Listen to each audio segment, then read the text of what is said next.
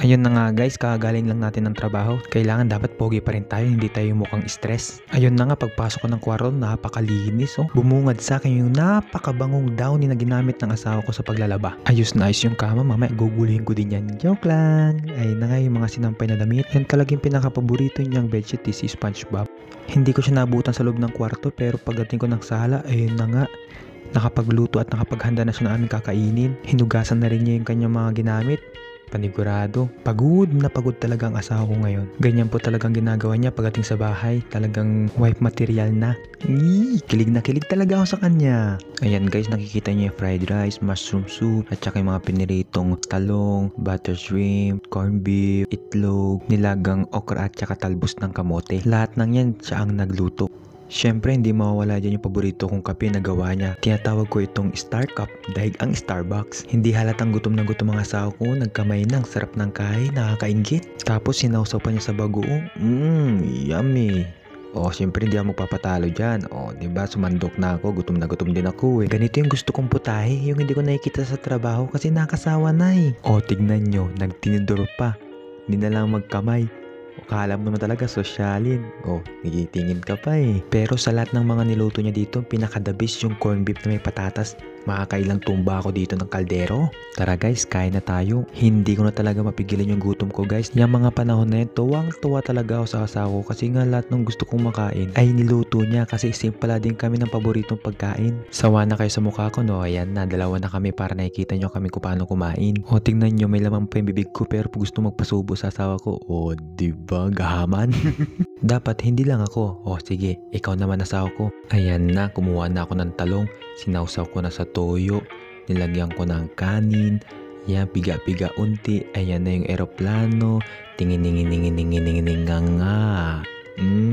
Sarap. Uy, napapikit pa nga. Sarap talaga. Ako nga, subukan ko nga din. Sige nga.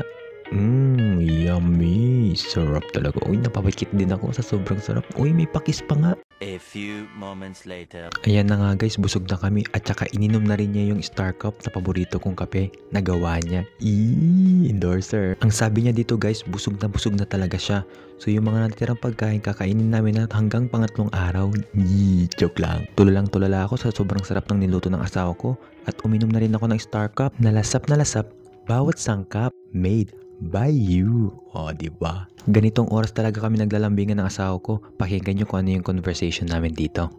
Bait naman ang asawa ko. Wow. Salam ko pagod ka sa trabaho eh. Ha? Salam ko pagod ka sa trabaho. Kaya nga, pagod ako sa trabaho eh. Kaya nga. I love you, asawa ko. Wow! Ang sweet naman yan. Isa pa, I love you. Siya na maghuhugas. I love you.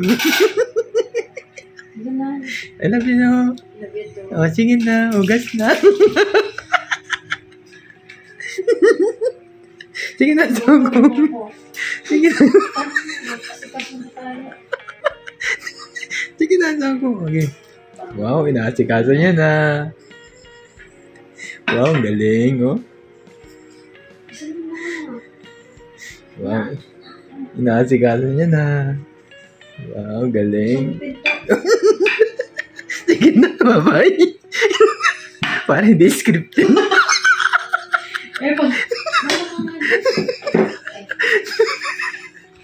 A few moments later.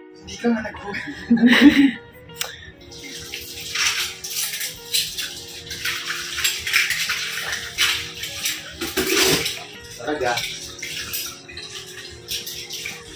Kung sa trabaho, chef ka, magluluto ka. Tatawagin yung mga steward. Bay dyan. Jaldi. Tapay karo dyan. Plate chahiye. Yan, hugasan mo yan. Tap karo. Pero pag dito sa bahay, tatawagin ka ng asawa mo, yung jowa mo, darasinin ka.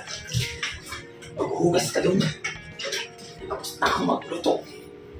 Maghugas ka. Hindi ganun tayo. Ganyan pagmamahalan natin. Inasang cut na cut.